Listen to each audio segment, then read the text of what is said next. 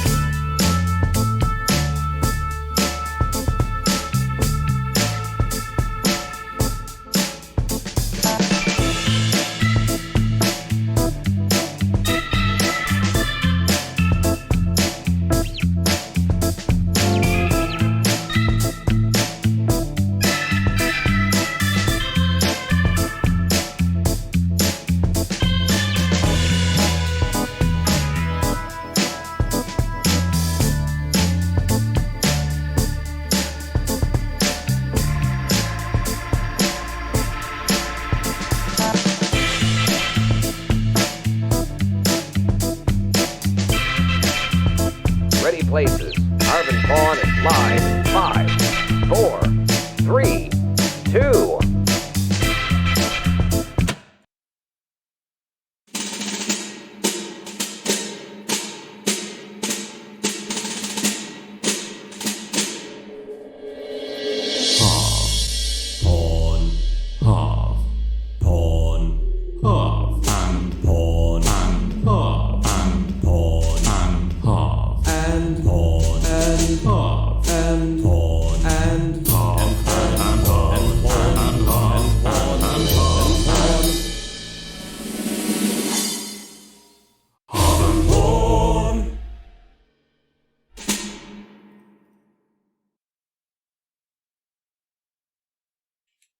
Hello, I am the Ronin Pawn. And I am Harvey, and welcome to Harv and Pawn, the weekly talk show where we discuss whatever the hell we want to discuss. And what is that today?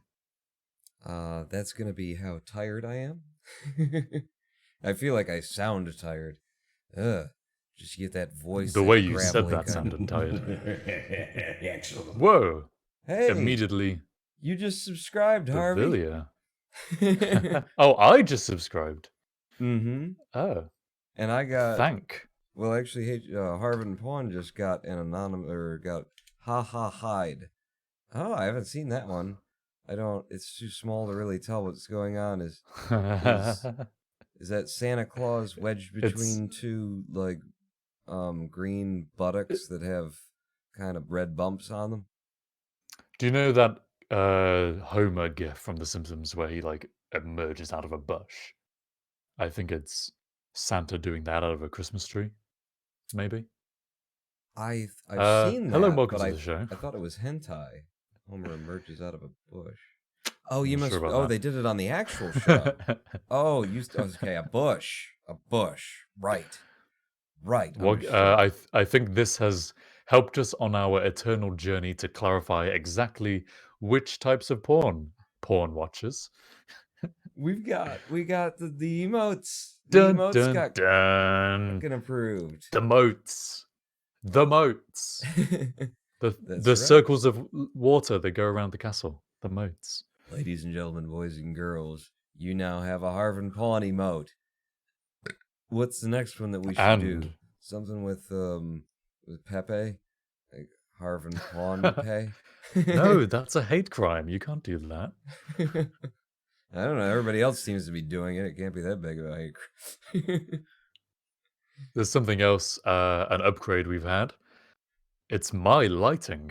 Look at me. Zoom in on me. I look fucking sexy right now. I've just seen myself on stream and I'm like, dang, that guy, he's got all the right. lighting. Pull away. Sorry. I'm just gonna pull down. Just wide angle shot now.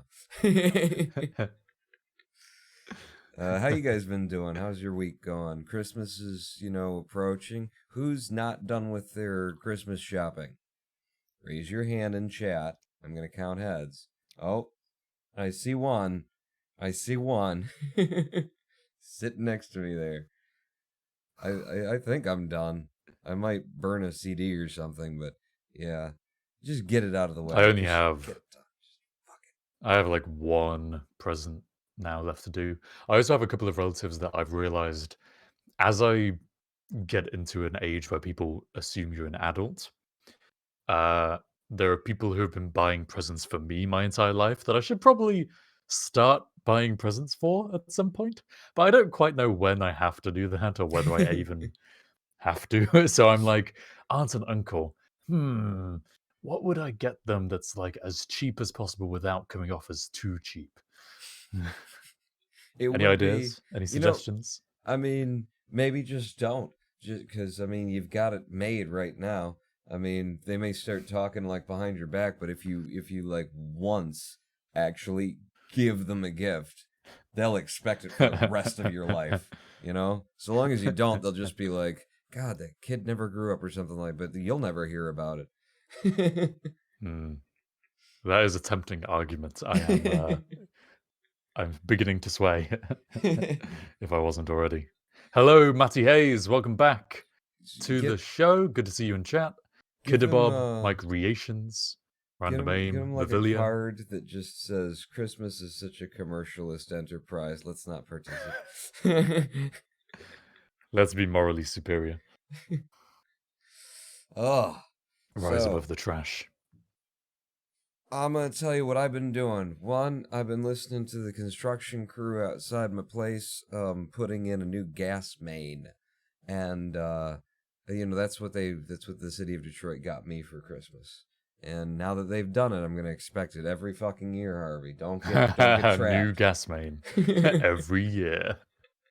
Yeah, they're putting in a new gas main on my street. Apparently, there was a leak that was like, it's been there at the other end of the street. I reported it 2 years ago that it was like, you smell that? There's gas leaking out. I think maybe it's that house over there, and they're finally replacing like the whole street's worth of a gas main. I am really surprised to see that a modern gas main, when I think of a gas main, I think big, heavy metal pipes. And a modern gas main is just like flexible plastic tubing. That they shove into the ground. Yeah, they brought it out. It's on a big like roll, and like a big roll because it's like 4-inch tubing. I'm sure it has some rigidity and strength to it, but it's flexible enough that they can roll it up so it's not like PVC the way we think of PVC. But yeah, I was really surprised at that. But it makes sense because you figure, it's a gas line, so it's going to be under pressure constantly. So as long as it's got some pressure, then it would resist any crushing force from dumping dirt and stone on top of it underneath the sidewalk. Yeah, I guess material science even reaches such mundane things as gas lines. The advance of materials. Yeah. So that's what you've been subject to this week. You done much else this week other than just listening? Oh, to the sound of Bavilia's gift. Holy crap. Thanks for the... Oh, Little what? Magnet's just subscribed. Wait, who got a... Bavilia. Oh, Bavilia is gifting tier 1 subs. 10 subscriptions. Holy Jeez Louise. I don't think there's enough people watching the show. They're just giving subs to like people like around the internet now. They're just picking people randomly. Here, what are you, Dave? He's watching something. He's never seen this show before. Give him a subscription. Thank you. Like one guy just tuned in and was immediately given a subscription. Jesus. Someone accidentally clicked on it and then immediately closed it. They've got a subscription now, but they'll never know about it. They'll never know. I got haha sleep from that, Bavilia. Okay. I got haha 2020. What is this haha thing? They're all ha-has. I don't understand. Why is it ha-has and this one's themed after like a... It looks like Santa. And then this one's like a guy sleep. I don't get why it's ha-ha. Why is it so fun? What's funny? How am I funny to you? Like funny ha-ha? Like funny... Like you think I'm a joke? Am I a joke to you, Bavilia? I think it's funny like... funny like that. No, it's more like... Excellent. I can't do it. How do you do that kind of wobble? Excellent. There you go. I pressed the wrong button. This is turning into a weird stream. Wait. Does that work? There you are, showing off. You did. This is just going to go on forever. And then Mosaic Task Force followed it all up with subscription as well. Oh, shit. First 3 months of this show. Hey! Mosaic Task Force has subscribed for 3 months on a 3-month streak. Have we been doing this shit for 3 months? No, wait, yes. We've not done 3 months worth of episodes because we skipped 1 week so far. But this is episode index 14, which means it's the 16th episode. Which means it's more than 3 months. Actually, 4 months. Yeah, well, it's 4 months. Yeah. Well, if one of those is a 5-week month, but yeah, it's closer to 4 than 3, no matter how you slice it. What this means is that Mosaic Task Force didn't immediately subscribe on the first stream. Well, how dare you, sir? Are we not good enough for you? This is really interesting to start the show with a whole load of subscriptions, and thank you again to everyone who has just splurged out like that. Because the one piece of pre-recorded content we have for you today is a Patreon trailer. That's right. To plug our Patreon. We had to make a channel trailer sooner or later for the, harv.and.ronanpawn.com, which is the YouTube thing. So today, our content is that. And we're going to be talking to you about how to stay productive and, get the things done that need to be done. And I had a kind of a bit of a sinking feeling. Not quite a sinking feeling. I had a sinking feeling. I'm just going to say it like that. When I was making this Patreon trailer, because one big selling point in the trailer is we're constantly making new comedy sketches. And I was there making the trailer like, I'm not making a new comedy sketch. I'm making a trailer. Why? I'm already a hypocrite. There was at least an joke in there. Surely. An joke. Yes, one an joke. Yeah, I guess you could say it's comical. I think normally we would wait until like halfway through the show to show whatever content we have, but seeing as we're talking about it, do you want to go ahead and roll it now? Yeah, okay. We interrupt this Harv Pawn Show for a brief message from our commercial sponsors over at Harv Pawn. Take it away, Harv Pawn. Okay, Harv Pawn. Thanks, Harv Pawn. See you in a minute, Harv Pawn. Okay, roll the damn thing. All right.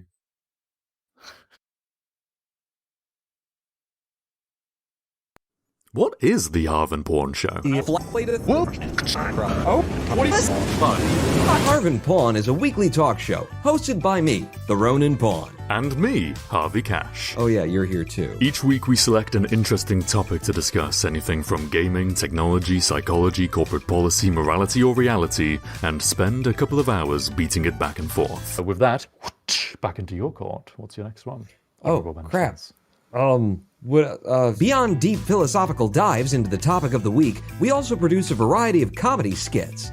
From historical accounts dating back to the beginning of time itself. And thy goodness doth gird thee round in holy opulence. Lord?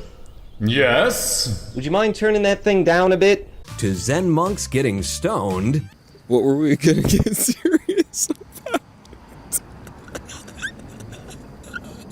Simply no question is too hard for us to answer. Does life have meaning, Kevin, or are we just suffering here for no reason? Kevin! Kevin from Kent, tell us all! I'm sorry, Mum. If you like all that and you're enjoying the show so far, you should help keep the show going by supporting us on Patreon. For as little as $1 per month, you'll be getting special behind-the-scenes content, including exclusive podcasts, and you'll be able to vote on which discussion topics we should talk about next. Just think about it. Either you buy one more bar of chocolate each month, or you give us that money so that we can buy one more bar of chocolate each month. Between us. So we each get half a chocolate bar per month. Oh, yeah. I've heard of starving artists, but this is ridiculous. Oh. Jesus! Oh, it's coming for you! Oh, swat it away! The two of us are constantly thinking of new ideas to explore, writing new skits, and improving the show however we can. You don't see that on any other talk show now, do you? So, if you like what we're doing and you've been enjoying the show so far, please consider supporting us on patreon.com/HarvandPawn. Thanks for watching, and we'll see you on Wednesday. Me, is it Wednesday already? Oh, yes, please.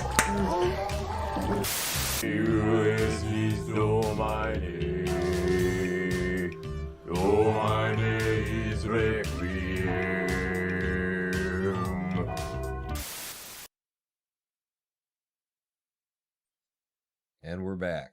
Are we back? We're back. Welcome. Yeah, so, I was just saying to Harvey, and he said, you gotta say that on stream so it make me look good.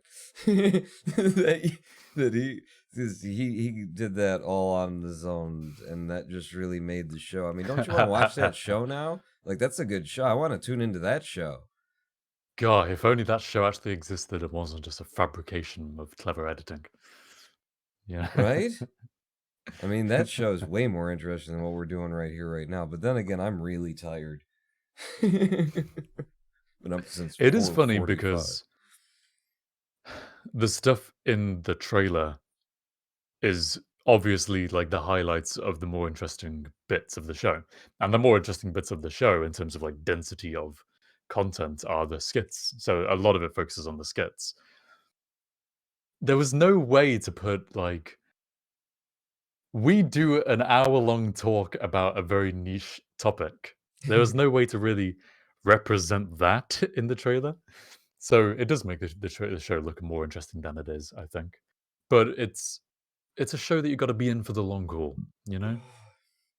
No, we either just that, need just to only cut, watch the comedy skits. we need to cut all the dead weight out of the show. We need to just make it comedy skits, just comedy skits. That's it. So on our current schedule, we would turn up every other week, air the skit of that week, and then turn off the stream. Is that what you're proposing? No, okay. So we air the skit, and then we sit here for like an hour and a half after the skit and just like talk about the skit. Like, that was a good skit. Did you like that skit? I like that skit. I thought it was a good skit. That skit came out pretty skit-like. It was skittish. Skittish skits. You know, I would say that you say that I went away and made that trailer, but I only made the trailer from all of the content that you have made for the show, i.e., especially that multi-level marketing pyramid scheme skit, which is still the best one we've done so far. Ah, such a good skit. It's such a skittishly good skit. my Problem favorite. with it though is that it's just the amount of fucking effort that went into it. Like I didn't think it was going to be that big of an edit when I wrote the thing, and then on day 3 of the edit, I crawled out from underneath the pile of ramen noodle packets, and, just dead rats and things around me. And is the world still here? I might have overshot with this one. You But it had came like together a very well. 10-hour straight edit session on that, didn't you? Was it Yeah. 10 hours straight? Yeah. Yeah. Yeah, and it was multiple days, but like to finish it up, because just to be ready for the show on that one, I like the entire day. Just there was an entire day that was 10 hours straight to be done with it. And I kept stopping. I kept getting to that point where I'm like, you know what? It's too big. I'm just going to tell Harvey we'll do it next week or something, because it's just too, I don't think that I can finish it. And then I just, you know what? Maybe it's not as difficult as and then I would go back in and boom, boom, boom, boom, boom, and then I come back out and okay, that's enough though. There's no way that I could, and then I go back in and we got it up. So, and that, Ronan Pawn, how did you manage to stay productive throughout that process? smoked a lot of weed. No, I didn't. No, I actually haven't touched stuff in a while. I don't know. I just like kept. Okay, actually, there's like I'm saying, there's the voice inside my head saying, "All right, that's enough. This is gonna be too big. There's too much. There's another thing. You got to come up with like a fake website. What are you gonna do for that? That's like a whole. You got to make a bunch of decisions. You got to maybe you graphic design it yourself. What are you gonna do?" And I just kept like saying, "Shut up." To the voice and just like doing it, like the internal monologue of somebody just whispering in your ear, just this is that's too much, that's a lot, you know what, you should probably take a break, you know what, you can't have this done by tomorrow, just give it up, brother, just shut the fuck up, I'm busy. And I just did it and just kept going. I kept doing, actually, like that makes it sound like, oh man, your willpower. But I just kept going. I was just like, okay, it seems like a great big thing, the next thing that I have to do. But let me just see. Let me put in 20 minutes, 30 minutes and see what it is. And it turned out like the big thing that was hovering over my head in that project was like the website. We were, telling people to go to a certain website. The Harv Pawn HP support donor website for that skit. And I knew I was going to need a fucking website. So it was like, what am I going to do for that? And I was like, okay, well, what's the simplest way forward?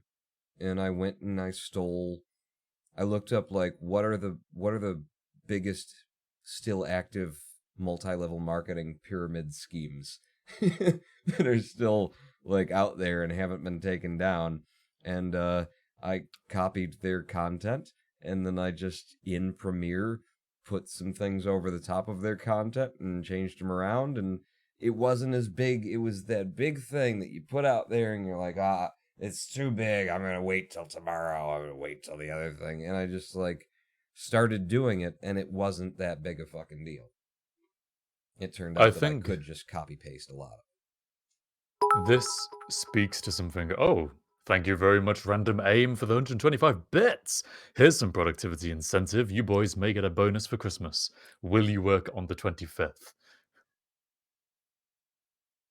No. But maybe on the 26th?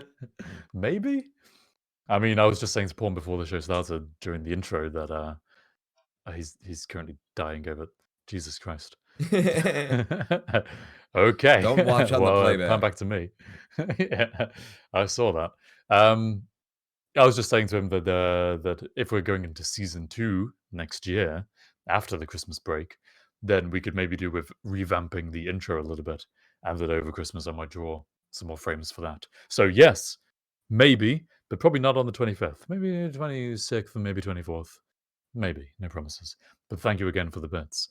What I was going to say was your experience with that fake website, I think, speaks and applies quite generally across all projects. There's always like one or two of those tasks that you that become a bigger thing in your head than they actually are. And it's such a weird, relieving, but also confusing feeling when you actually, all right, I've been putting this off for ages. I'm going to finally come to do it. And like it's done in an hour. Mm-hmm. And after it, you go, huh, why did I waste so much time putting that off when I could have just done it in an hour? So I think in terms of if we build today, tonight, this evening, this afternoon, depending on your time zone, a grand unifying. No, people who are watching this in the morning have no right to be watching. We don't care about those people. If we can build a grand unifying theory of productivity and how Wake to be up with a productive, cup of Harv Pawn. The best part of waking up is Harv Pawn in your mouth. you'd have to have quite a wide mouth to fit both Harv and. Never mind. There's a What was I way, saying? Harvey. There is a way that you could have. Depends on both which of us. mouths you're talking about. So, Jesus, you need to stop derailing me when I'm trying to make profound. Boom! I need like this. Okay, for next season, we need like just a button where I can hit it. And it's just like boom, derailed, and it'll just be whenever I interrupt. Derailed, railed. I was gonna say.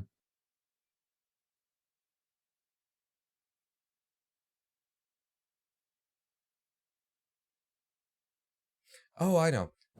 So productivity is like the main thing is that you need to always finish what you.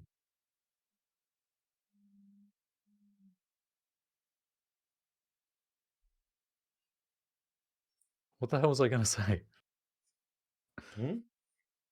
Oh shit, we're live. perhaps- Oh my god. Oh, hey. Welcome to the Harv Pawn Show, everybody. Nice to have you with us.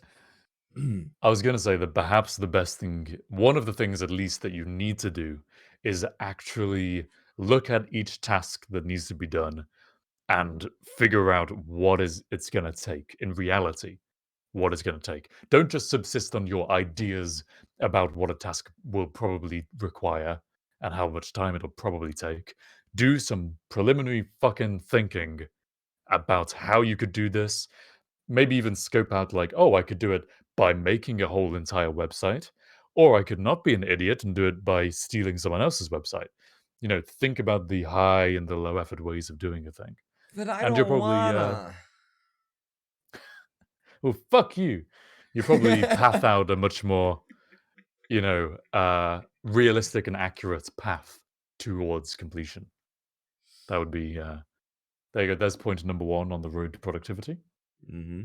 And now that you got Harv Pawn in your mouth and you're on your way to completion, just be ready.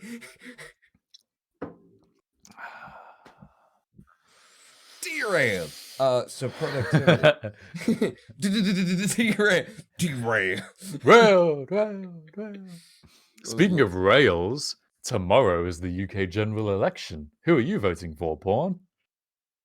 Who can get me out of Detroit? Like on like some kind of a freight, like a shipment or something. Like I don't care. I'll hide in a box. Oh, speaking I'm of not proud. rails, Jim says Transport Fever 2 came out today. You had an interesting comment to make about Transport Fever 2. Not allowed to say in public. No, everybody already knows because I've played Transport Fever before. I looked at Transport Fever 2. I just watched, somebody starting up a game. Somebody's a Biffa, who I watch. Biffa plays indie games. Watched him starting up a game, and it's their graphical design is just, it's quaint, isn't it? I just don't know how. It is quite. Like, who looks at colors and decides to pick those? So, like, the color of all of the grass is like this mauve, maudlin, pukey kind of a green that you wouldn't want to have to look at for too long. And it's the repeating texture that goes across the landscape. And they've made this game like, 9 or 15 times now, and they built it based on other games before. And it's just, they keep choosing, maybe it's, I don't know. I thought of ways to maybe like justify it, and maybe it's like because the process of playing Transport Fever is very much, or Train Fever is very much like a it's calming and it lulls you into a thing. And so maybe not having like a bright, energetic, popping color that like really grabs your attention. Maybe it's like part of the design, but what can't possibly be part of the design is when you zoom out to the larger map and you're looking at this. By the way, it's just a 3D plane just hovering in over top of a PowerPoint presentation slide that's unpopulated. It's just there. There's no like they didn't. Oh, we could like have it so that the world carries on a little bit and the edge goes off and just to keep you in world. No, just 3D plane hovering over a PowerPoint slide. But like when you zoom out and you get to see like the borders and the edges of like the color of the sea versus the color of the land, you've got this dark blue that without much fanfare or transition goes straight to this like glaring white sand that is just, thin strip, and then boom to that like puke green baby snot of the entire, grass texture of the thing. And it's just these three colors. There is not a person alive who can think these three colors sit well next to each other. They look like something you would see under a microscope because you've just added some kind of radioactive fluorescent dye or something to it so that you can see it. It's an incredible set of visual choices that whoever makes Transport Fever and Train Fever, just that series, just keeps making. And there's so much good that you can say about the game, the 3D modeling, all that kind of stuff, but I never tire of making fun of the fact that their new version, Transport Fever 2, seems to have modeled its user interface after Windows 7 Aero. The thing that you usually turn off because it's just a waste of resources and processing power, and it's not that pretty. You see through kind of thing, and it just blurs the thing behind it. Looks like they decided to go with, 2006's GUI design for their UI design. I never tire of just like making fun of and complaining in the general direction of Transport Fever's graphics and UI. It's funny because you could make an argument that it was probably motivated by some misplaced desire to look realistic.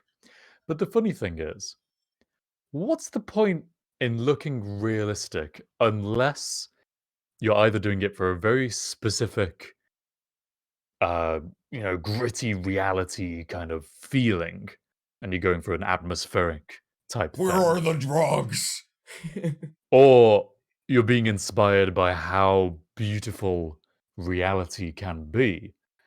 What you don't do is go to the effort of attempting to choose realistic-ish looking colors for a part of reality which is not beautiful.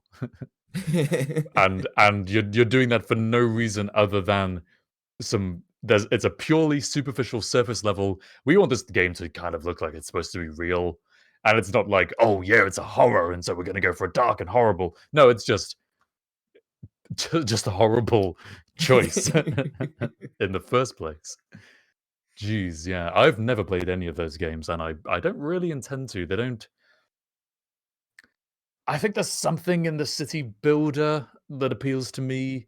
I want to scope out this district and that district, and they're going to trade like this, and it's going to be nice and specialized and segmented. Maybe that kind of stuff, but I don't know about Transport Fever. Yeah, it just looks kind of boring to me. It is there's a level of penetration. Like, I think I played it for 6 hours I might have put into the game, in different settings before I actually before it like grabbed me. And then I was like, oh, I see why this is crack for certain people. There's an OCD aspect. There's just having such fine level control, and then like how you choose to build your train lines in response to the terrain that exists. Like, just laying track in that game is so interesting because, it costs more to do more complicated things, and then you're also trying to make sure that the trains don't have to fucking slow down to go up hills and stuff. And it's like, once you realize how that it's a game about minutia, and you allow yourself to be like a fucking prick about every little thing and be like, no, I'm not going to go up by 2.5 degrees there. 1.8 is as much as I will tolerate. Once you like decide that minutia is the thing that's happening, there is a whole different world that you go to where it's like, I have infinite control. Now ship my oil, bitch. I take back what I said. I do actually see the appeal of that. I could get behind that. It definitely wouldn't ever be something I would stream or make videos of, but it would be like, boy, I want to just sit here in my room and, and do this with no one watching. Like Jim says, for several nights in a row without sleep. Beautiful. I will have my 1.8 degree rails. Yeah. Yeah, and I don't know, because like I did a bunch of live streams on it. I don't know how that worked because it's I don't They were know, probably really boring to watch. Yeah, they were probably really boring to watch.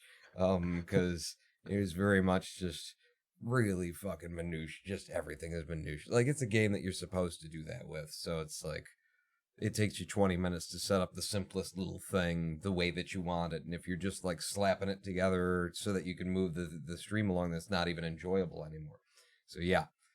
Once I got into it, I was like, "Ooh, I gotta play this on stream," and then everybody fell asleep except for Jim. Jim was interested, I believe. And speaking of being really boring to watch, you can support twitch.tv/Harv Pawn.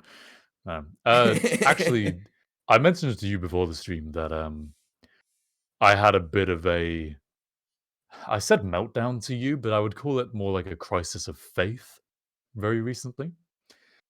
And it's going to sound very pretentious and privileged, I suppose you might say. But I've been playing The Outer Worlds recently, which is a really good game, really enjoying it. And I thought, hey, I'm going to play this game, so I want to play this game.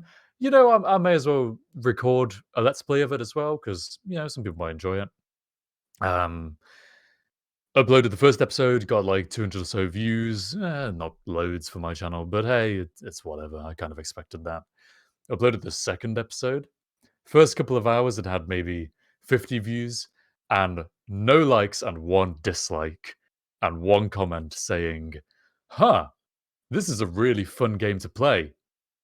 And it's really fucking boring to watch. Oh, wow. And I was just like, damn.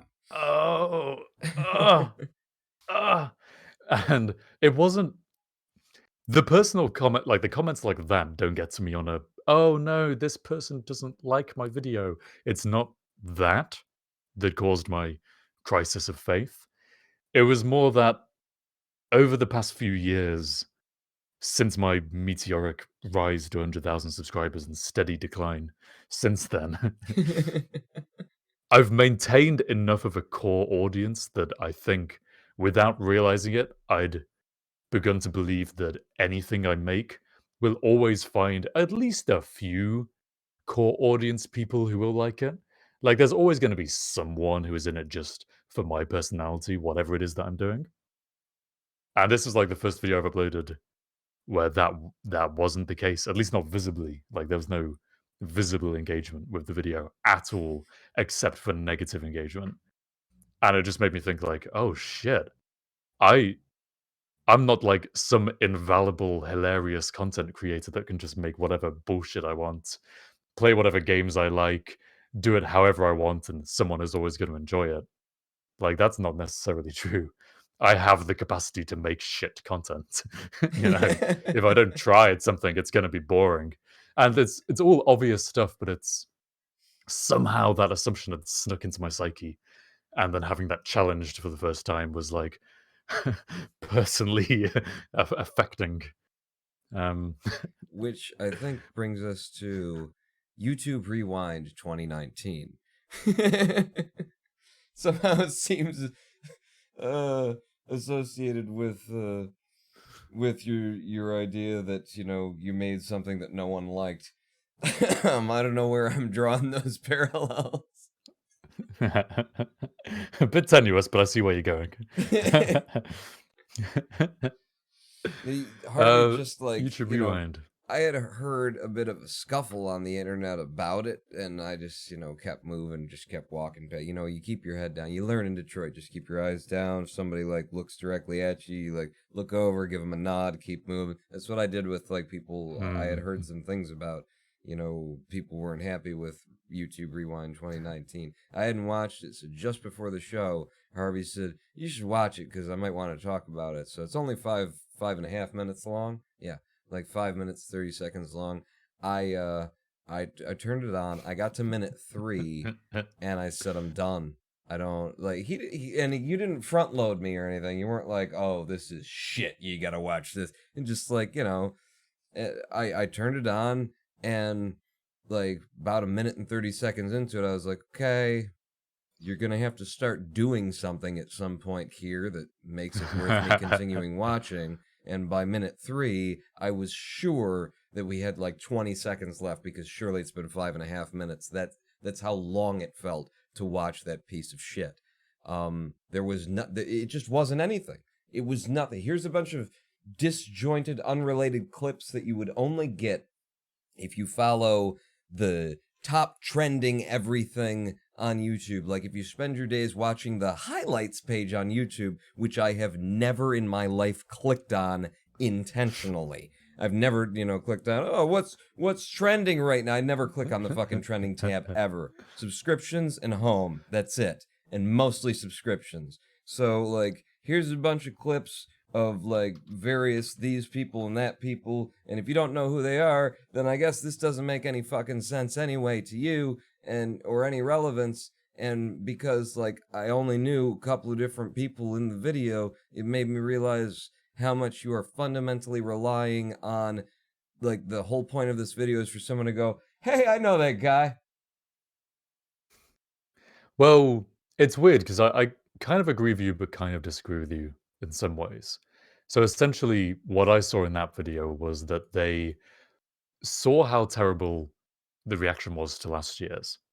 And last year's tried to be something, something, tried to be something new and funny, and it backfired. So I think they got together and they had a meeting and they went, all right, guys, this is 2 years in a row, maybe 3 years in a row now that people haven't liked Rewind. What are we doing? What is Rewind supposed to be? And so they did a brainstorm and they went, well, we can't appeal to any one. We can't try and appeal to a few specific niches, because the people who like those niches will love it, but everyone else will just not get it. And it's too fine of a tightrope for us to walk now that YouTube is massive. There's no good way to make that work anymore. Okay, so what should Rewind be if it's not that? Well, it's supposed to be what's good about YouTube, right? Okay, well, how do we know what's good about YouTube? The most watched videos, the most liked videos, I guess, the subscribers that have Google risen trending the page? quickest. Google Trends, so it's what they did was create a list of top 10s for all the genres of content that they could think of. And they just did it purely based off of the metrics. And so it's fine. If I wanted to see a top 10s list video, then sure, okay. But I think people are having a knee-jerk reaction to this because it's such an obvious, okay, all right, we're not gonna try. We're not gonna make anything new. Well, we're just gonna show you what YouTube is. And That's especially it. Okay. for because YouTube, they've sort of abandoned calling it YouTube Red. But they started out their own little production house there, didn't they? We're gonna get our big content creators in, and we're gonna give them a budget, and they're gonna produce some stuff. And you know how that went down? Nobody gave a shit. Nobody's like, ooh, platform specific content that I can only get on YouTube. I watched a couple of things and decided I'm never clicking on any of that shit again. YouTube, which is interesting, for as often as as much of their energy as they expend telling folks like us what we should be doing to improve our content and keep people entertained and things like that, has no idea how to make content. They are a platform.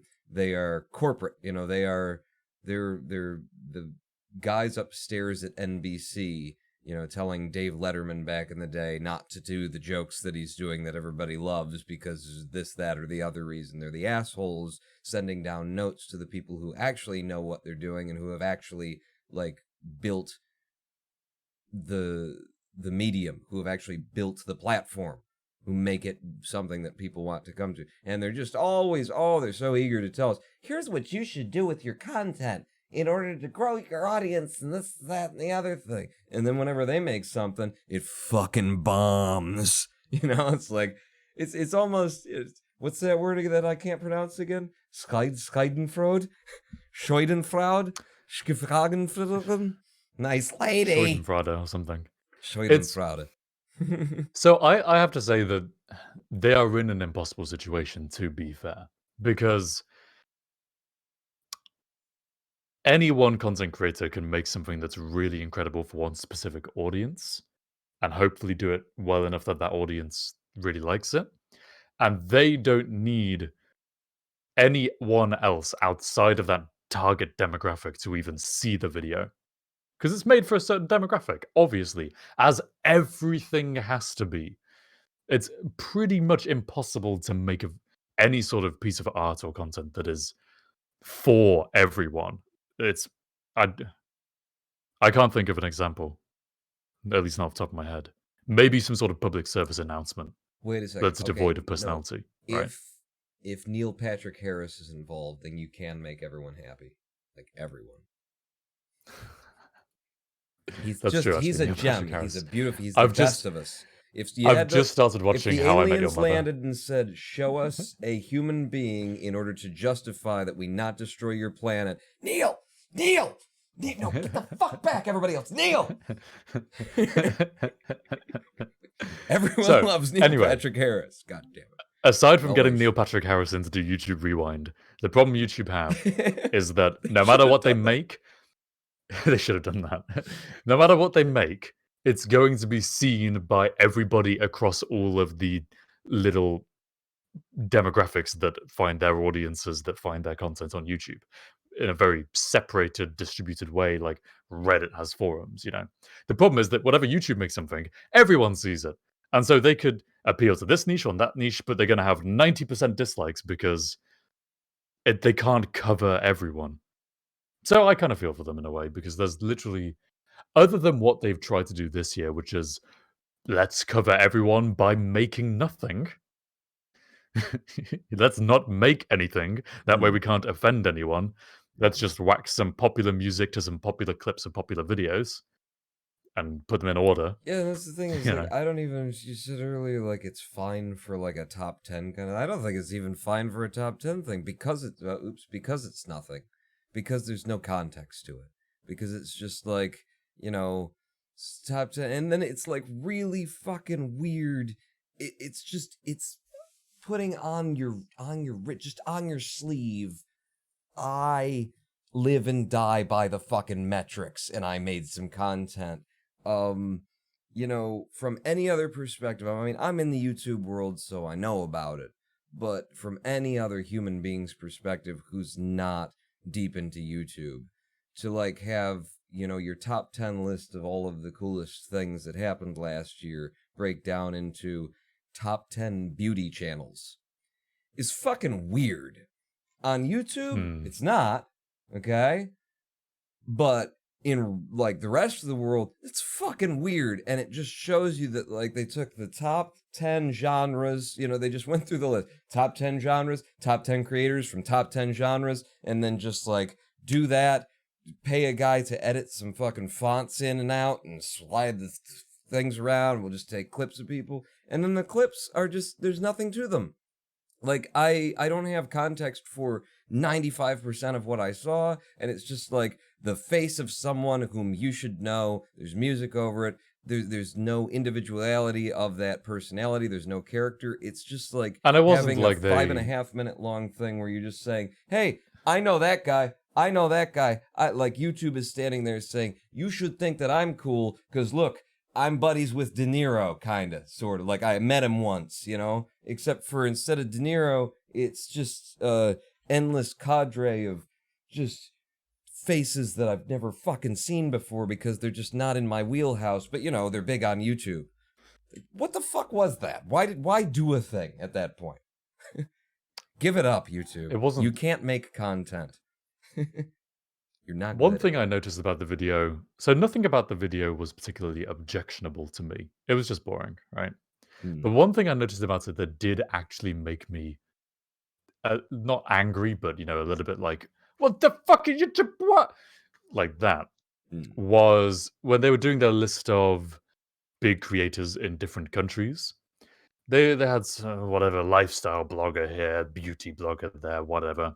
And then came to Germany and it was like, oh yeah, and Kurzgesagt is like a pretty good channel. And then it moved on. And I was like, Kurzgesagt have got the best videos on the internet. Like from what I can tell, they have made consistently the best videos that exist. Just saying that, oh, and there's Germany and they have this channel called Kurzgesagt. Okay, and then on to France. Like, it doesn't do it justice at all. And I think that's a large part of the kind of feeling you have where you're like, I don't know any of these fucking faces, because why would I? It's like, you're skimping out on the people I know, but you're giving so much space to all these other insignificant assholes who I don't know. And I don't even know, did I even get to that part where they started doing it? Because I don't remember there being a part where they were doing, like, these people were the most popular in this country. Did I check out before then? Or did I see it and I don't remember it because it was just fucking nothing? Because it was just like, flashing, ooh, look at the flashing lights in your face, to the just like... The music didn't have, it was an entirely disjointed affair that had nothing to say, is like... maybe it's something that they plan to show in like their next market shareholders meeting or something like that. And see this person? They made us $20 million last year. See that person? They make us $13 million last year. Maybe that was the point. Maybe YouTube Rewind this year was just like, fuck it. We need something for promotional internal, so we'll just release that. That's not actually just a theory as well. I'm fairly sure that idea was floated a while back. Oh, what was the context? It was the reasoning behind all of the YouTube allowing advertisers to choose which channels they can have their ads shown on. And there was basically this big push for YouTube to present itself as marketable to advertisers. I think it was in response to the adpocalypse. So, yeah, definitely they're going to show this to potential investors. Like, absolutely. So why wouldn't they think about it from that point of view when it's clearly going to be useful to them? Oh, that's so good. I just imagined YouTube, like, because they want to be able to show this off to people, like, going into the background and going into the settings on their video, just like you or I would, and turning off comment section and show likes and things like that on their fucking year review video. Somebody at YouTube sadly going into the settings, click, click, click, click. Do you think that YouTube could... Is there a video that they could ever make that would be liked by the majority of people who watch it? I don't know. Neil Patrick Harris would have to be involved just to give it a chance, because I can't think of anything. Like, they could pay to produce something, pay someone else who is well-liked to make something and then just plaster their name all over it. But so long as it's like something about YouTube, it's our baby or something like that, I can't. I'll tell you what they could do. So, I don't know how well this would work. I think this would also get a knee-jerk reaction.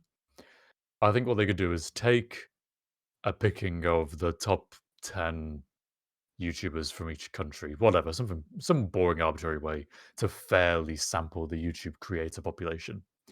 And then ask those people each for one video that they saw this year that they would like to highlight for being special in some way. Because I think that would reintroduce the element of personal involvement that this year completely was devoid of, and also potentially allow each respective audience to at least bond over, oh yeah, I've seen videos from that guy. Oh, when he likes that thing because it's cute. Ah, that's nice. It would be. I think it would be one of the lesser objectionable videos that they could make.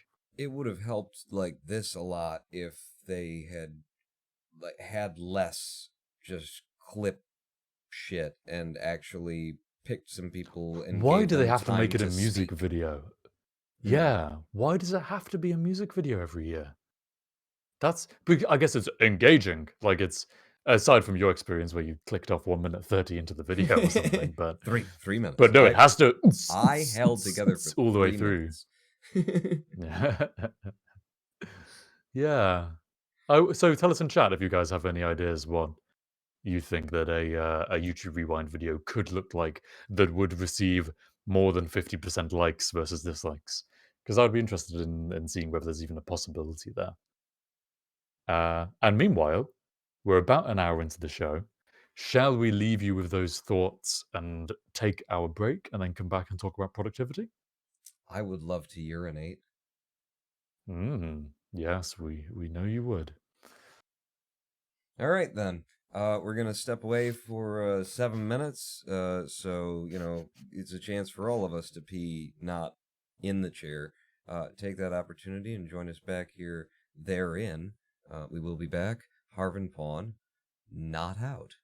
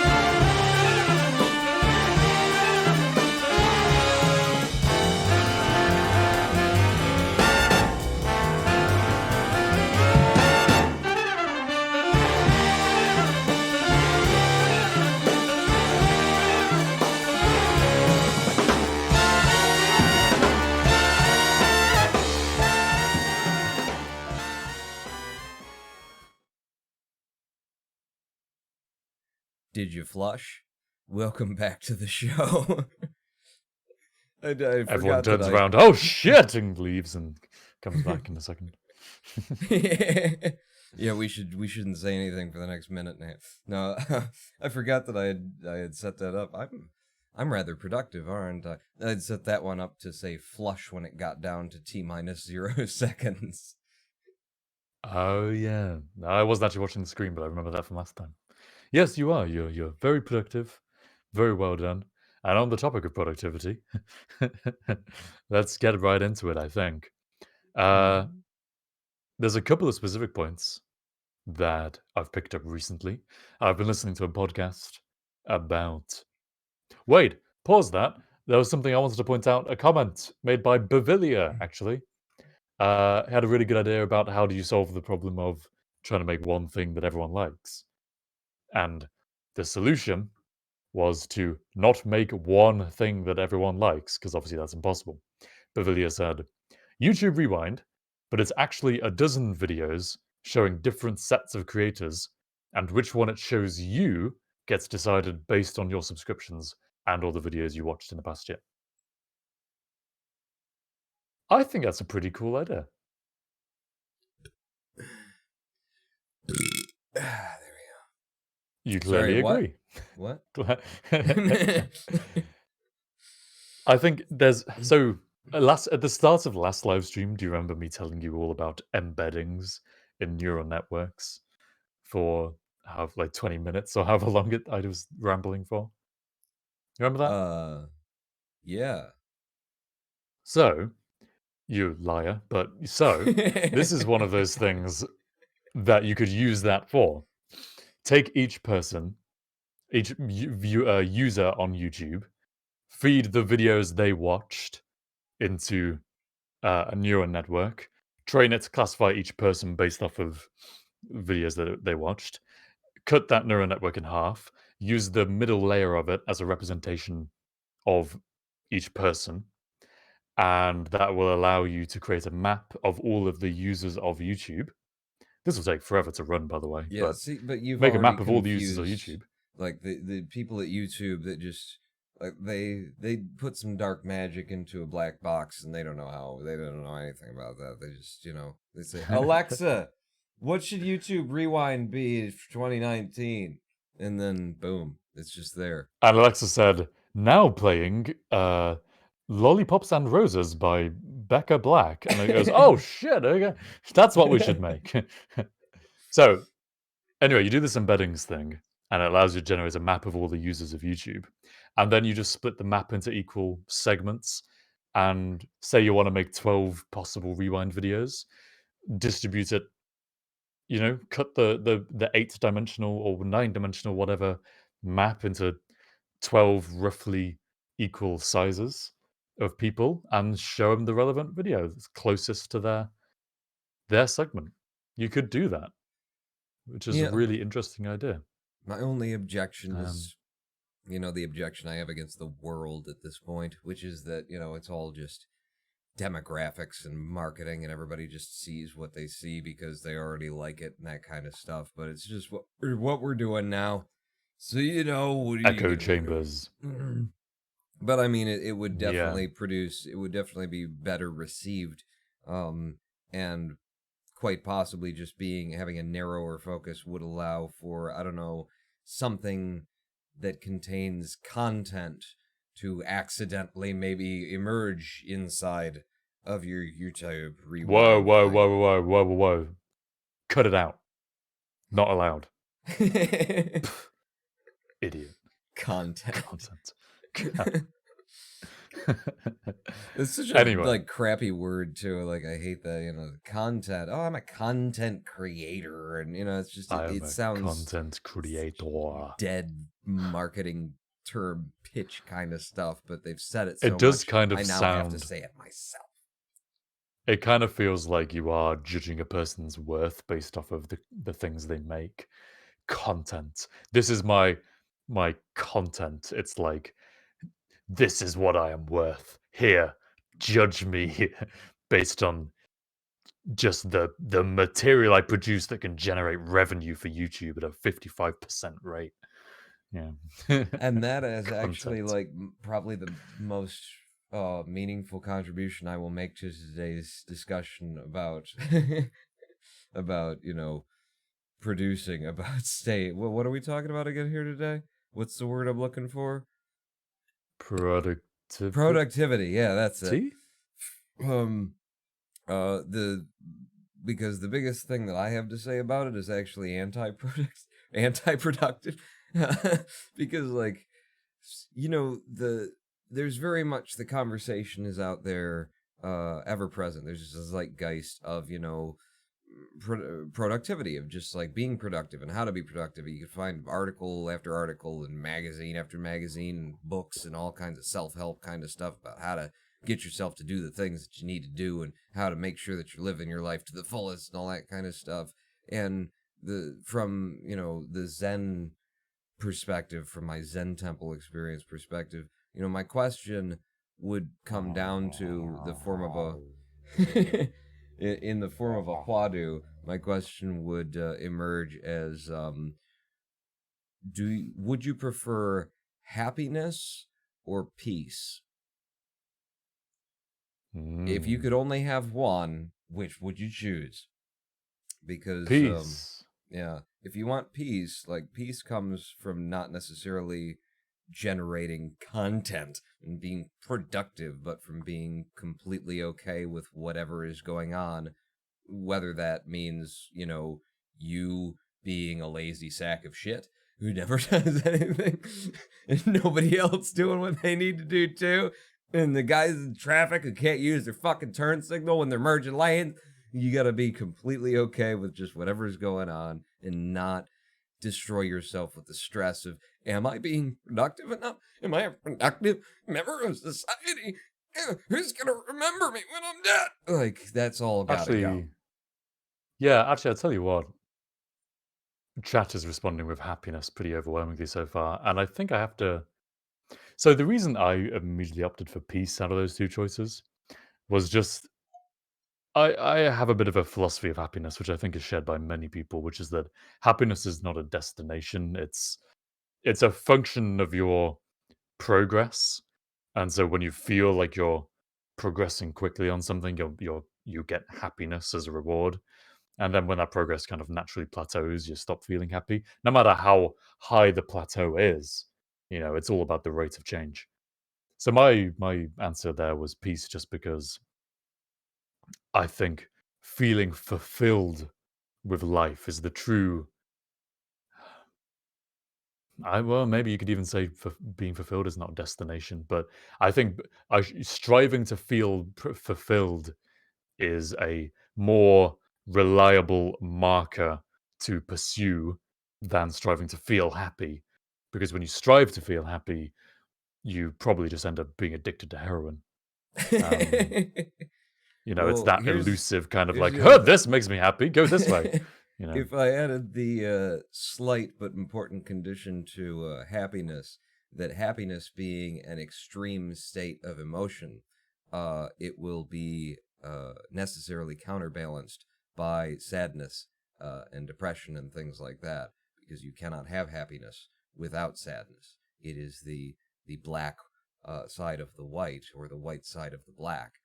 There's a counterbalance to that. It is an extreme state of emotion. So you can either be at peace, which is to, be at peace, or you can experience the ups and downs. And honestly, my perspective is, I haven't zenned off into the atmosphere. I haven't just burned away like the incense on the altar before the Buddha. I'm sticking You around. haven't become so woke that you've astral projected yourself to a higher plane of thought. Yeah. I mean, I could, but I'm just choosing because I'm enjoying the roller coaster. But I'll tell you what, like the roller coaster ride is way better when it's like grounded with peace, when it's like peace with a little bit of happiness and sadness in there, when you can find peace within the waves, that kind of a thing, which is sort of just the description of true peace. But that's the thing, is like I feel like we do get a strong message of be productive, be this, be that, be the other thing. And it's like, you need to be grounded in your own ability to be nothing. I mean, if anything, sitting on a meditation mat for tens of thousands of hours staring at a wall has taught me that that's a pretty nice experience. And at the end of the day, you know, a lot of people would say I'd done nothing. And my answer would be, yeah, and I did it really well. Like, I fucking nailed nothing. Like, you try There's it. a See if song- you can do nothing. Because it's a skill, and you have to fucking build up your chops.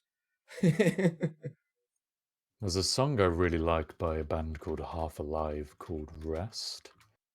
And something about it resonated with me, which is usually a good sign. Here's a life hack. If you ever find something which just catches you and like resonates with you a little bit, make a note of that. Because if you do that enough times with enough different things, you might be able to build up a profile of actually what you're interested in or what's meaningful to you in life. But the lyrics to this go, I'll skip through the first one. So, slowing down is fighting back. The time you take is given back. Shifting gears is saving gas. Hiding in the quiet is a well of wisdom. Slowing down and see it. Rest is a secret I start to believe in.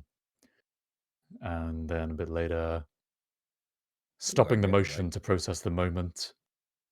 Slowing down is saving gas, or no, shifting gears is saving gas, right? Is that Saving what it was? gas, yeah. I really like that. Yeah, yeah. Because, you know, I drive stick, so, and that's, yeah, like, you know, making the effort to change your speed and not feeling like you need to get there as fast as possible and not being the fucking asshole who's climbing up my ass, you know, is just tailgating me while I'm driving. We're both driving toward a fucking red light, asshole, and you're gonna like pull around and get in front, like, and then we both stop, and then you pull away really fast, and I just keep rolling on at the speed limit, and then, hey, another red light. Oh, hey, see me in your rearview mirror? Still here, fucker.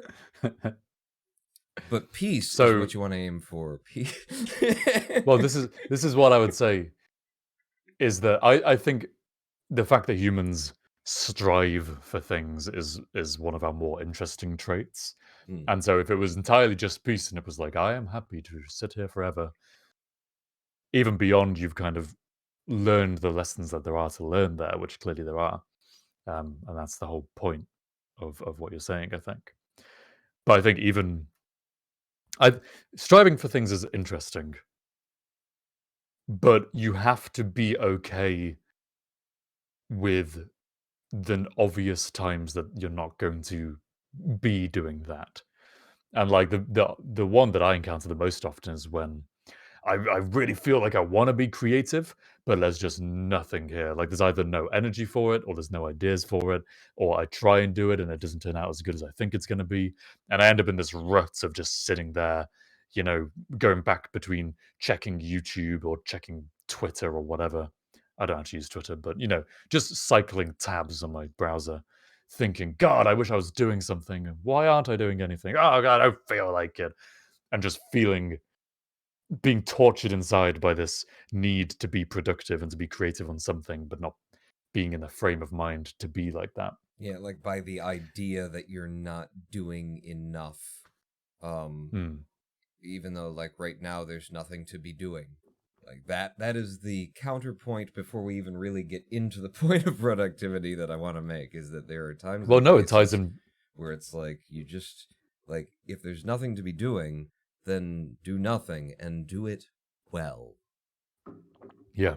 And I would say Doing honestly, I don't nothing think is it's an even activity. I don't think that's a counterpoint at all, to be honest. I would say learning when to do nothing, when it's okay to be like, oh, okay, this is a day where I need to rest and like consolidate, you know, and take the time. If you just torture yourself every time you're not being productive, you're probably not going to be that productive. It's probably going to take you longer to get over that. You know, if you're fragile enough that one day of lower productivity ruins you for the week, or whatever relative time scale you want to choose arbitrarily, then yeah, you're the not going to be. creative process happens to you. Get angry at the voices in your head instead, said Maddie Hayes in chat just now. And that is like that makes me think immediately of something that I learned about the idea of having a genius for something. Because we've come to, and I think I've said this before, maybe even on this show, but we've come to You have episode 4 or 5 or somewhere in there. But say it again. We've come to speak of, genius as though, someone is a genius, but a older, more original, or just, the older version of this was to speak of someone as having a genius. And the implication of having a genius was that, like, the genius came to them, that it was like having a magical fairy that came and created, like whispered in their ear and helped them, and they've got a genius, not they are a genius. And by having that sort of dissociation of not being the genius, it's acknowledging that things come in their own time. A creative work needs to brew and will eventually emerge when it's ready. When you're trying to like force it because now the world thinks you're a genius, I'm a genius, like trying to live up to that is the quickest way to kill a genius who has so nicely chosen to give some of its effort and its time to you. I love the idea of a genius as like a little fucking fairy or something that comes around. Like that person has a genius for something as opposed to that person is a genius at what they do. No. They have a genius, it comes around. We should all pray to that genius that it will come around more often. I absolutely love that as well. And something I've said on this show, probably in response to when you said that thing, but has recently taken on new meaning for me, so it's worth saying again. I was talking about... Oh, it was episode 5. If number 5, depending on how we index things. It was on how not to be a YouTuber. That was when we were talking about this. There's obviously tie-in. But I said that do it for the art. Whatever you're making, don't internalize, don't put yourself into it too much, other than maybe as a means of expressing yourself or feelings or whatever. But it's not about you. It's about the thing that you're making, and you should do that thing justice. If you really believe it's worth making, then do it justice, and like make it for the thing.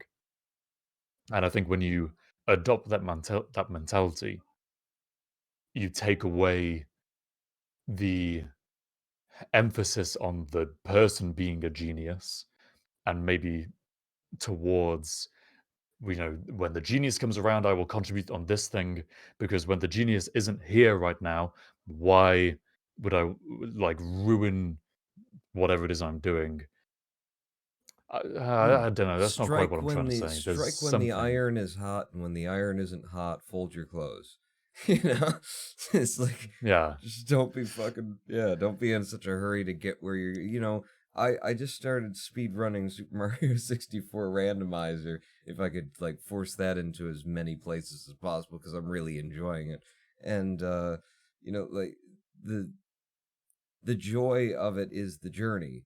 If you get there too quickly, then it's like, oh, because I know that because I'm already like, a cluster truck speedrunner, and I'm already, 5th fastest in the world, really 4th fastest. I just need to put in the fucking run. But, like at that level, now it's like, I'm here.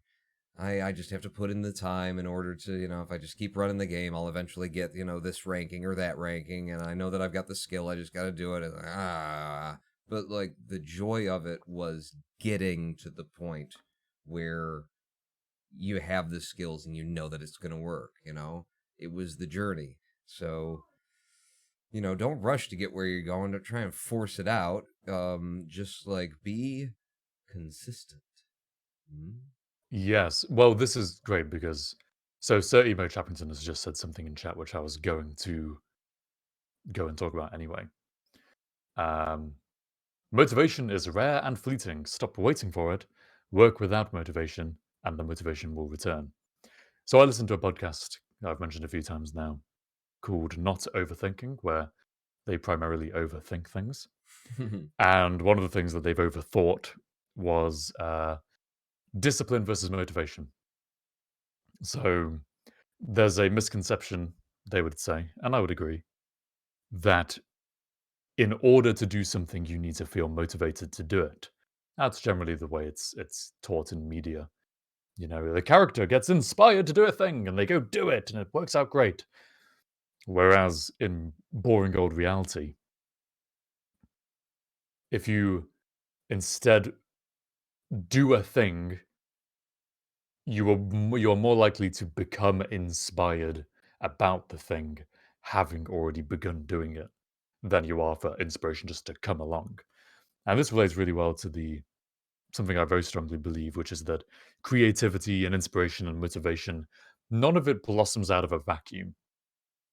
I think if you sit in bed all day waiting for inspiration, it probably will never hit you.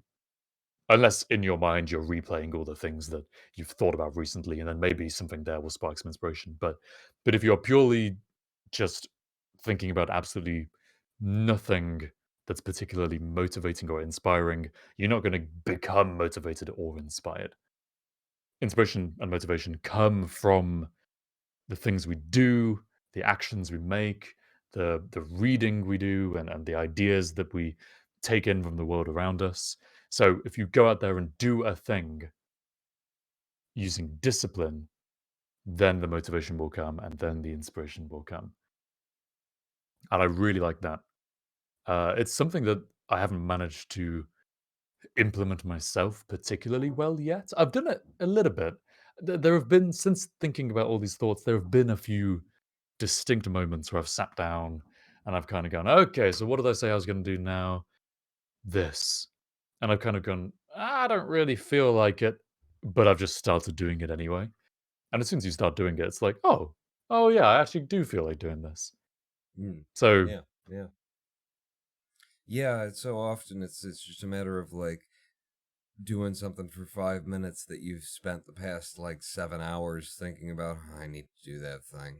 Oh God, I'm gonna go do something else. And then when you sit down and start doing it, you very quickly forget about the 7 hours that you thought about not wanting to do it. It's just it's for me, and it just all keeps coming back to my Zen experiences and things like that, because this is totally fucking on par with Zen. This is absolutely this is my fucking Zen master's teachings are basically down to action leads to something, was it? The action, the mind follows the body is the idea, that he put forward as a counterweight to what we seem to operate under, which is the idea that the mind or the body follows the mind, that I decide what I'm going to do and then I do it. And so the body is under control of my, consciousness and my mind. The Queen and Thatcher. And like when you actually put into practice just doing what it is that you want to do, or just changing your behavior in a direction that you want to change your behavior, when you do it first before you feel like doing it, you don't have especially when it comes to changing behavior, you got a bad like habit, you got something that it's just your internal experiences. People, it's telling you, ooh, I want to do that. I want to go out or I want to say that thing, or I should yell at that person because they're out of line. Whatever it is, like by doing or not doing whatever it is that you want to do or want to stop doing, your mind has to abide. Like you have a will that expresses itself directly on your physical form, and what you refuse to make real that is happening in your mind in terms of emotions and thoughts, what you refuse to make real or what you force to make real in your actions, your mind can't resist that. Your mind can't resist that you're walking and say, I'm not walking right now. No, you're walking because we're fucking walking. We need to be over there. We're here. We're walking. Your mind says, I don't want to be walking. We're walking anyway, and your mind will eventually decide not to torture itself by saying, I don't want to be walking right now, because clearly the body and you, the will, are saying, motherfucker, we're going over there. Thank you. There's Grommet. Yeah, thank you to Oh no, it's an anonymous. whoa, not even to gifter. Grommet. Yeah. An anonymous person gifted a sub to Grommet, and also got rewards to 5 other people. So whoever you are watching right now, that I guess is not signed in, or unless your username is an anonymous gifter, would that work like that? I don't think so, because it's not highlighted like everyone else's username is in those sentences. I've got. But thank you to that anonymous person. Yes, thank you very much. You know what you said I about get the the feeling mind that following the anyone body? who comes into this live stream for just a moment and doesn't have a subscription gets a subscription. So quick, tell your friends. Tell your friends. It's multi-level marketing. If they come in, Yeah. then they tell 3 other people to come you in. tell 3 people, they'll tell 3 people. And In just 7 layers, 13 there's steps. more. Yep. 13th tier. There's too many. There's not that many people in the world anymore. You tell 3 friends, they tell 3 friends, and then we got 52 billion. It just doesn't work out. But do it. Get started. So, I don't know what I was going to say. One specific example of mind following body that they gave on Not Overthinking was right. So you're sitting in your room thinking, man, I should go to the gym, but I don't really feel like going to the gym. It's very easy to spend 5 minutes sitting around not doing much, right? So you can okay, say you can sacrifice 5 minutes. Everyone can sacrifice 5 minutes for something, even if it's just something that seems pointless. So next time you're feeling like you want to go to the gym and you're sitting there kind of debating it, just put your gym clothes on. It takes like a few seconds to put, 30 seconds to put gym clothes on. If you put your gym clothes on and then you decide, oh, you know what? Yeah, I really don't feel like going to the gym. Then just fucking take them off and you've wasted, 1 minute of your life. Easy. But chances are, put your gym clothes on and your gym shoes on, you'll probably start feeling more like going to the gym. Mm.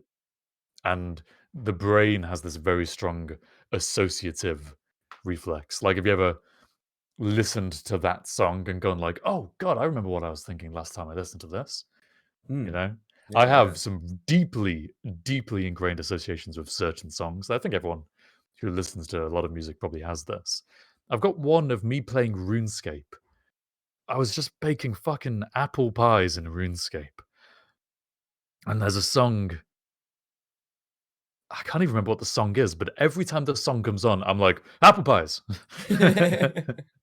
It's just so deeply connected. So put your gym clothes on, your body and your mind will kind of go, oh, yeah, gym.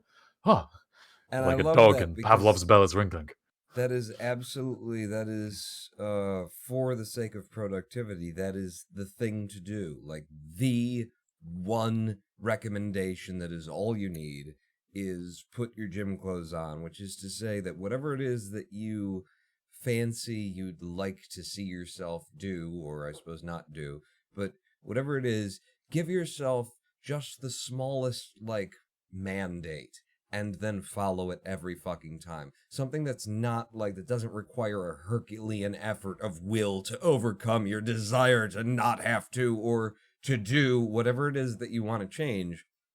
Give yourself the tiniest thing, which when we were talking about creative writing recently, the idea was, if you want to be like a writer, an author, if you want to just, be writing creatively, you don't have to publish to do that, but if it's something that you want to do, then do it every day for 15 minutes. Every single fucking day, but it's just 15 minutes of your day. So you wake up, you sit down 15 minutes. If not a lot comes out, if it doesn't really go anywhere, but you sit there, you type something, you set yourself a minimum standard of 15 minutes / 1 paragraph. It's got to be, I will be here for 15 minutes or until I produce 1 paragraph. But if you just set the minimum standard and then you just hold yourself to that every day, regardless, I don't feel like doing it. Okay, you can take the 15 minutes and do that.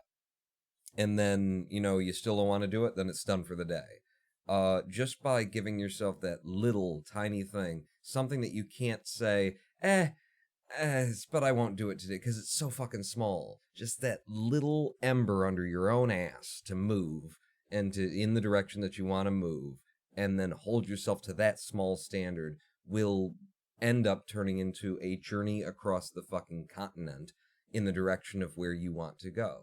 Because you'll be sitting down and you'll be the first 15 minutes you'll be doing it, and then you'll start out going, I don't want to do this. And then you'll start, all right, 15 fucking minutes. And then, 6 hours later, you'll step up and realize that you've got, the first chapter written. It's just going to happen. But give yourself the small thing, not the giant, massive, I got to push the stone up the fucking mountain for eternity. No, just take a pebble and move it a foot every day. Well, also, 6 days out of 7, you might only spend those 15 minutes on it. But on that 7th day, you might spend 6 hours on it. And so you count that up over the time, it's going to be loads, And that's But how you wouldn't God have been made able the to spend world, those 6 too. hours that day unless you sat down every day and tested whether you would spend that much time. I have implemented this. Since we talked about it, I've actually implemented it, which is nice to be able to say. So there is something that I now do for 15 minutes every day, which is draw a storyboard. I was already doing that, and for far longer. For 6, actually. Who am I kidding? The cultural average is shorter. 7, apparently. Weird, the pieces Cultural of information average... that you know off the top of your head, huh? Apparently. The average penis length is... But yeah, I'm pretty sure the statistic is 7 minutes on average across male and both genders, 7-minute masturbation. Oh, interesting. Don't waste your time, sex kids. You can like get it done 12 minutes or something as well. Something like that. So it's only very slightly longer than masturbating. So, no, what I've been doing it for. Reproductive.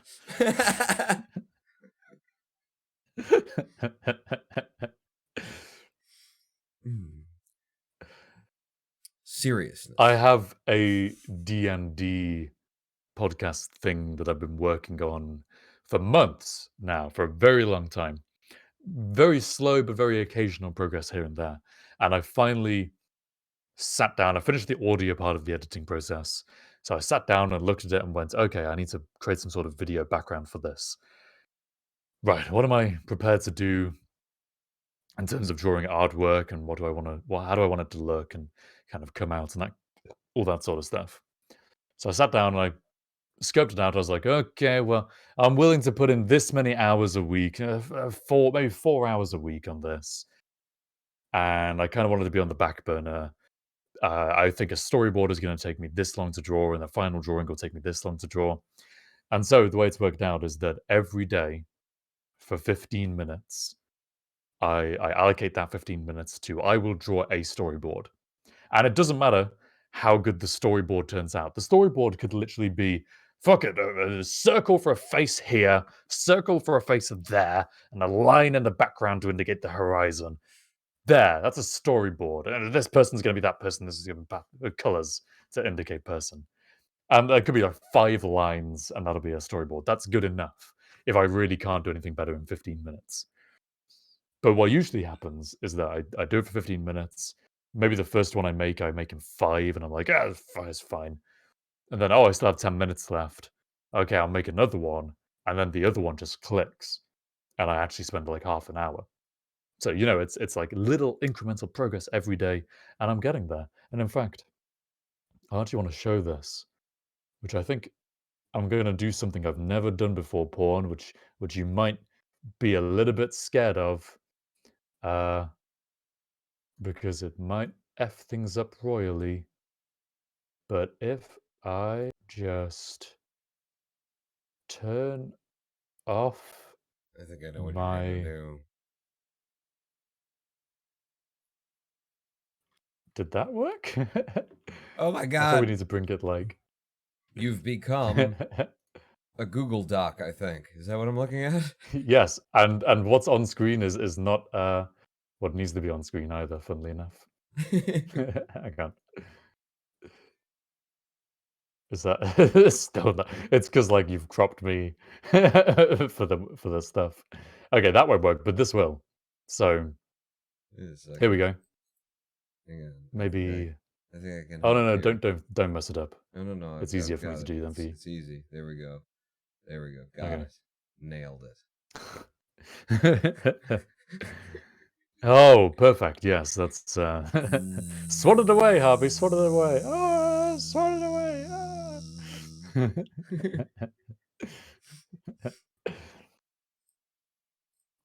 there you go. I made a plan. I was like, okay, I'm gonna do these storyboards on these days.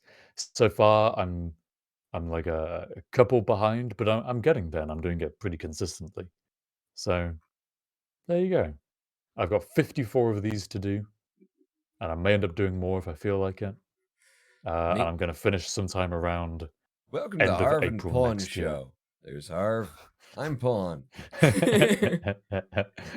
And welcome back. I am Harv. Yeah, there you go. Harvey's spreadsheet. Cheese. Patril. Oh no, you've broken everything. Where's the webcam?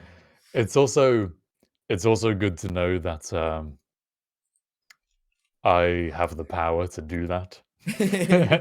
I can just throw up my desktop at any time during this stream that I like. Oh, I'm back. Hello and welcome to Harvey's face. Make sure that you don't have anything too tawdry on it. Or actually, go ahead and throw it up there. Nobody cares. Nobody's watching. The best thing about so I applied for Twitch partner, because for a minute there I had enough people like watching me, because of the thing. And they declined me. And I realized after I'd applied that I don't want to be a Twitch partner, because as long as I'm not a Twitch partner, I can do whatever the fuck I want. Nobody's paying attention. Nobody cares, I can restream to YouTube. I can say whatever I want. Nobody's like, oh, I don't know about that kind of thing. It's perfect. People start like paying attention to you, then you got problems. And they want This things is my from you. attitude to. So my Twitch live stream, I am a partner, but I also have such a small following on my Twitch that, in terms of people who turn up for my streams, because I stream so regularly, I've just stopped caring completely. Like, I'll just play copyrighted music in the background. If it's what I want to listen to, I'll just listen to it. So why do I need to care? What are they going to do? Ban my account? That's all right. Yeah. And they won't even do that. They'll just automatically mute the VOD. And like, no one watches the VODs of my streams, so why would I care? Plus, I'm already recording it, and I can pick out the audio channel that was used for the music and put it on YouTube with just my voice if I want. So, yeah. This is why I don't think that YouTube's music copywriting fiasco was actually. It was terrible, and it was annoying for people who were genuinely trying to make money off of stuff that included music. But it also opened up the door to people who weren't trying to make money being able to use whatever damn music they like and not get in trouble for it. Because it's like there's no recourse. There's no, oh, we'll ban your account. Oh, we'll just copy strike your video. And it won't mean anything. So, okay, that's a Just good take trade. your ad revenue. All right. Yeah, go And to be ahead. honest, you know how we determined was it last week or maybe a couple of streams ago, that if we used the idea of not running adverts to try and garner more support for our Patreon or for Twitch subs, we'd make as much, if not more, money pretty easily by sacrificing ad revenue. Just think about this. To market your merchandise, you could use any top chart artist's songs. You'd sacrifice the ad revenue. But you could fucking use it, and you'd probably make more money from your merchandise than you would from the ad revenue anyway. You could Never use gonna whatever you like give to market you yourself up. now. Never gonna. Yeah, ad revenue is overrated anyway. I've completely stopped caring about YouTube ad revenue. So now I have the freedom to use whatever copyrighted material I like with no downside. Sit and spin Universal Music Group and Sony Music Entertainment, which are the two primary that I see claiming my shit. Yeah. I fought Netflix and won recently. That's a cool story. It's not a cool story. It was very boring. I fought Netflix and won. They automatically claimed some episodes of theirs that I used in a podcast video thing. I disputed the claims, and they released the claims, and that was pretty it. That was it. Yeah, the tawdry little secret of YouTube monetization and the ad claim system and everything is that like, if it comes down to it, in any DMCA action, in any actual, we're going to come after you, we're going to strike your channel, all that kind of shit, the creator always wins. Because at the end of the day, if you file a DMCA action against someone and they say, no, you're wrong, fuck you, you have to sue them in federal court. So outside of someone thinking that your, use of their material is so egregious, or that they could make so much money, or that you've made so much money that it makes it worth it, you will never, ever lose rebutting against a copyright strike on YouTube. So you can win. I literally won against Universal Music Group when I made my Hotline Bling parody video, just on the basis of, you just wait the process out. They file a strike against your channel, DMCA action, okay, I refute it, and now you either sue me or it's over and you can never bring it again. And surprisingly, Universal Music Group didn't sue the Ronin Pawn. Didn't seem It's worth their funny. Basically, the only thing you sacrifice is time to go through that process. Yeah. And actually, I did get one thing wrong. You, as Mosaic Task Force has pointed out, copyright strikes can actually prevent the video from being shown to people. So you lose that as well. If you do something too egregious, or something that the copyright owner is a little bit too protective of, then your video just might be unshowable to people. But if you're willing to wait out the process, you probably can appeal it, and you'll probably win, because why would they take you to court? That'd be another waste of their time. It would cost them more in court fees than they would ever get out of you. And so you probably can just unfairly use all the content if you're willing to wait for it. I've actually thought about in the past too, like,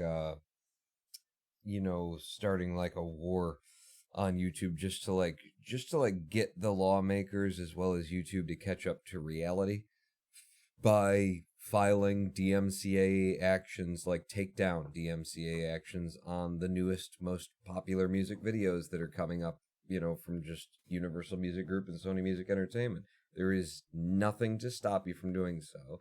There are penalties in the law, but the penalties are really kind of hard to enforce. Like, who's to say that when I claim something, I'm not claiming it because I feel that they did rip me off? And so long as I don't acknowledge that I'm lying at any point, it's kind of hard to prove that I didn't have, that feeling when I filed it. And like, I could get into the deep legal like side of this, because it goes down the road of the way that this works is that the law has penalties for someone who files a DMCA action that is that they don't have any merit for, because it's ostensibly perjury. You're lying to the court when you file a DMCA action. The problem with that concept, just in the law generally, is that filing needs to come before a court for you to be lying to a court. So if you file a DMCA action, which requires the host, in this case YouTube, to take it down for, at least 14 days, like there's a rebuttal process and all that kind of stuff between when you file and when you have to file a lawsuit against them to keep it up. They have to take it down. So literally in the most like lucrative days of initial release on YouTube of any one of these videos, you could deprive them of being able to have it up for 2 weeks or so, and then you could just drop it.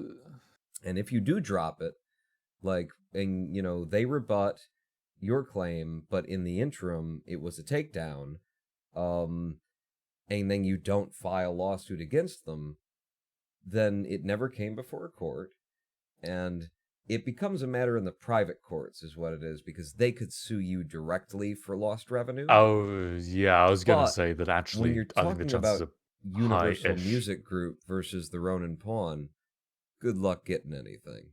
You can get a ruling for $14 million of lost revenue. Good luck getting anything. It's like, and what it would do is it would point out the massive fucking gap in the hole in the system, and the fact that you got all these people that are just like, anybody can claim anything and say, oh, it's mine, it's the other person's, and there's an assumption of guilt built into the law that then has to go through this process and that process, and it's fucked up. It was made in 1997 by, in a time in America where the vice president of the United States was claiming to have invented the internet. So, it's maybe a bit outdated and needs to be redressed, and this would be a sort of form of protest to get them to redress it. Well, But I'm I'd completely never on do it. board for you martyring yourself. Oh, you wouldn't do it? Oh. No, well, see, I'd never do it, but what I would Oh, I do see. Plausible is, deniability. Yeah. is just, suggest that other people could do it. I had like a whole thought along, because I got really pissed. I get really pissed off occasionally about this bullshit with copyright claims and stuff. You work hard, you put something together, and somebody comes along and they don't consider fair use, and they just fucking file against you. Well, that was Netflix and me, yeah. But yeah, I've thought about the easiest thing for someone to do who did have a large audience would be to just say, I did it. I just filed against it. I'm dropping it in the mail today, and do a whole video showing that. But don't do it yourself, and then encourage everybody else to jump on board by doing it themselves. And then if a whole bunch of people do it, then there you go. You didn't have to take the bullet, and there will be too many people filing all at once for any one of them to take the bullet, really, for anyone to sue one of those individuals directly. And it's like, there you go. You got it done, and you didn't have to take any risk. And all you had to do was be a complete dick who, started a movement but wasn't willing to participate in it. You know what we should do? We should, one of these episodes of the Harv Pawn Show, we should bring on a friend of ours who's a lawyer. It could be your friend or it could be mine. I have a couple of friends I know who could fill that role. And we should just have them sit in the middle, and over the course, we just come up with ridiculous ways to take down big corporations by using the law against them and the flawed justice system, and have them be like, so lawyer, how could we use this flaw in the justice system to take down this big company? And just have them help us iron out the practicalities of the way you could actually do it. Design the downfall of corp. Oh, I love it. I love it. Maybe that'll be all of that'd be a season fun 2. episode. That's what we'll do. Season 2 of the Harv Pawn Show, which is coming up. Architecting the downfall of modern day capitalist law. And we should mention that because we are coming to the end of this episode. So, for the holidays, as many of you may assume, since we do these things on Wednesday, the Wednesday after next is December 25th, which I think they're doing something. I think usually people do things on the December 25th. Well, we said we weren't going to be working, but I don't know if there was a reason that day specifically. Yeah, I don't know. It's some cultural thing. I don't know. It's outdated. Yeah. But after that, the week after that, that Wednesday would be January 1st.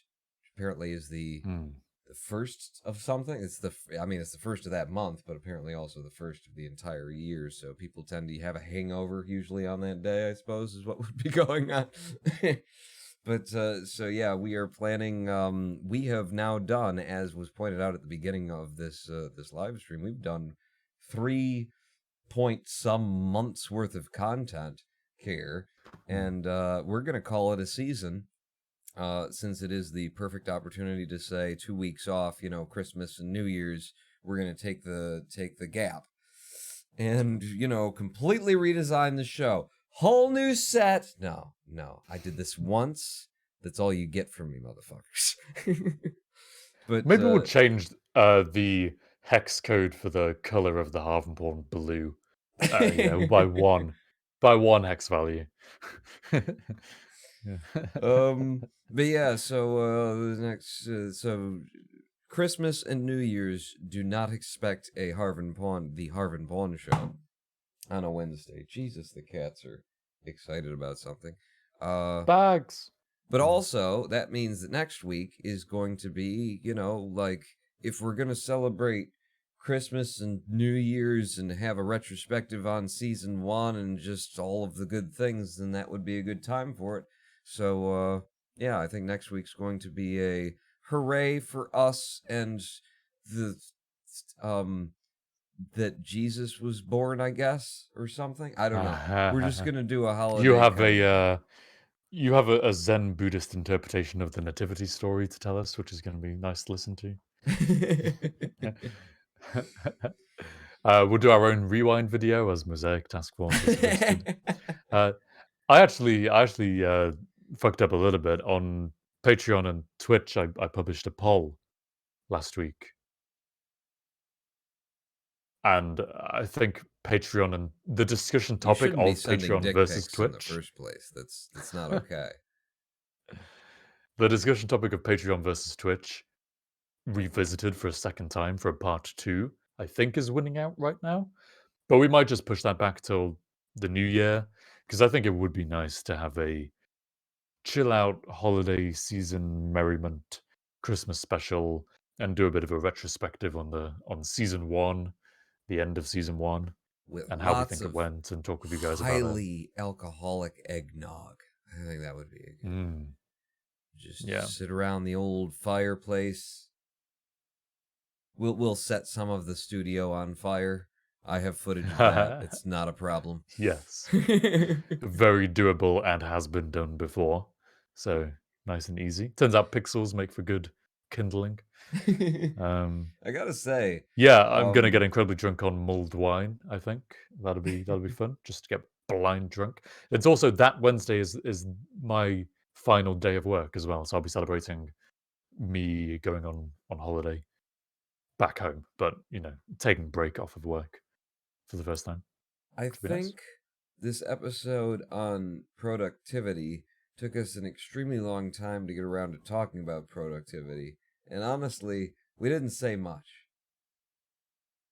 I thought we had some good points. We had some some like stuff in the there. best point, honestly. I mean, that's the thing, is like, when you get down to it, that's all of the information that you need was concisely delivered in about 15 minutes of talking about it. Well, also the point about being at peace with yourself, when you're not doing anything, I think is a bit of quite a novel piece of advice in that area of self-help. You don't really hear that from many people, but I think it's really important. So yeah, this was a productive stream, I would say. Yeah, it was productive. We talked about a lot of things. A lot of things were produced. I've been burping the whole time, so there was a lot of gas produced. Case in point. So are we done here then? Yeah, we're fucking finished. I thought that was going into an outro or something. Thank you for watching the... Yeah. Sorry, I forgot that that's my job. Yes, thank you for watching today's stream. It's been fun. And join us next week, Wednesday, the 18th of December, for a final Christmas special episode. We'll be breaking out the drinks, having a bit of a retrospective, be an all-round good time. So, thanks for watching. If you enjoyed today's episode, please consider supporting the show on patreon.com/harvandpawn, where you can subscribe for as little as $1 per month and receive behind-the-scenes podcasts, behind-the-scenes content, behind-the-scenes this, behind-the-scenes that, and also vote on which discussion topics we'll discuss in the new year. And you can see Harvey's poll picks. Hell yeah, you can. You sexy thing. Or you can pledge to us on Twitch and become a Twitch subscriber. You see how I reversed those? Become a Twitch subscriber and still get access to the discussion poll voting system. So and otherwise... Because it's on Twitch, and it's twitchy, you can see Harvey's twerk pics. Poll. Oh, okay. All right. This episode should just be called Derailed. Derailed. I am the counterbalance, the concept of productivity embodied in human form. I will take whatever it is you're doing and remind you that it doesn't really matter by throwing you completely off of your train of thought. There are times when you do it and I'm just like, Where was that train of thought?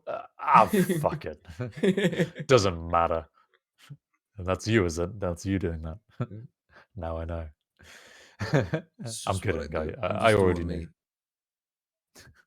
Thanks for watching, and we will see you next week.